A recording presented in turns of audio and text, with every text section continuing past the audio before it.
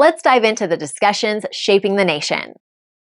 Taoiseach, you were caught out misleading the public, to put it kindly, about the housing completion numbers to try and win an election.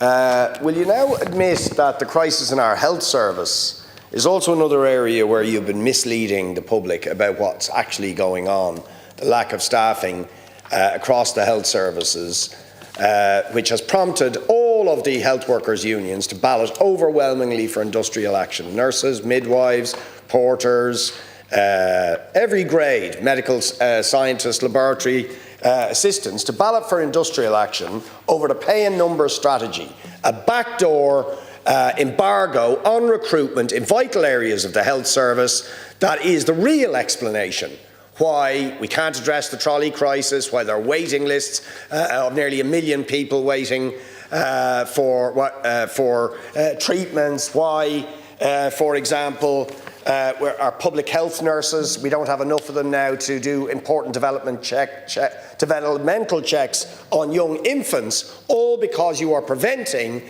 health areas from actually being able, and hospitals being able to recruit the staff they need to actually meet patient need. Will you scrap the pay and numbers strategy so we don't end up with strikes in this country by health workers to break through this embargo? Richard Boyd Barrett raised, crisis in health care and pay and numbers strategy. I think we need to stand back and look at what actually has happened in health expenditure in the last 4 or 5 years. It's been quite phenomenal and quite exponential in its growth. I mean, if you look at the budget, 2024's allocation was 22.8 billion. But by the end of 2024, the expenditure was actually 24.58 billion. And that was 1.75 billion over profile. If you go forward to the budget for 2025, it is already, the initial allocation has been set at 25.75 billion. That's an increase of approximately 1.2 billion on last year. And so these are huge sums of money. And that's why I'm surprised by strike action in that context. There is absolutely no moratorium on staff. There will be an increase in staff this year of up to over 3,500 staff full-time equivalents to the health service. And we have to also look at innovative ways of getting value for that money.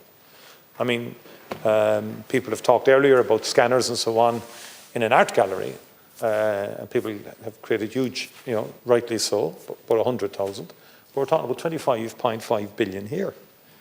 And that will go up again before the year's out, it seems to me, in 2026 and 2027.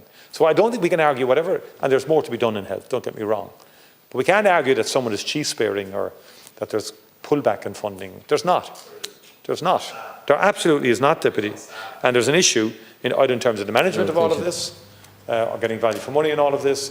But we do need to critically, and it's a role for the Oireachtas as well, because people play. People will condemn and give out and criticise, but equally then, people also look for more money. But I think there's a number of strands to this that are important. Deputy. Like, share, and subscribe, and let us know your thoughts in the comments. We'd love to hear from you.